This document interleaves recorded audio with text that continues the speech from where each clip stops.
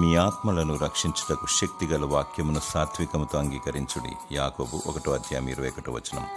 దేవుని వాక్యం సజీవమై బలము గలదై రెండంచుల గల ఎటువంటి ఖడ్గము కంటెను వాడిగా ఉండి ప్రాణాత్మలను కీళ్లను మూలుగులను విభజించినంత మట్టుకు దూరుచు హృదయం యొక్క తలంపులను ఆలోచనలను శోధించుచున్నది.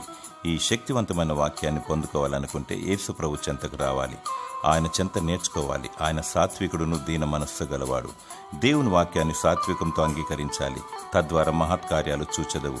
దేవుని ఉచితమైన మహాకృపను బట్టి రక్షణ నిరీక్షణ కలిగి నీ ఆత్మ భద్రముగా కాపాడబడును. దేవుని శక్తిగల వాక్యాన్ని ప్రేమించు, వాక్యానుసారముగా జీవించు, ఆ వాక్యాన్ని అనేకులకు పంచిపెట్టు. పంచభూతములు లయమైపోవును గాని దేవుని వాక్యం నిరంతరం నిలుచును. ఈ వాక్యం ద్వారా పరిశుద్ధత కలుగును. పరిశుద్ధత కలిగి ప్రభు పునరుత్థాన దినము కొరకు సిద్ధపడి ఉండుము.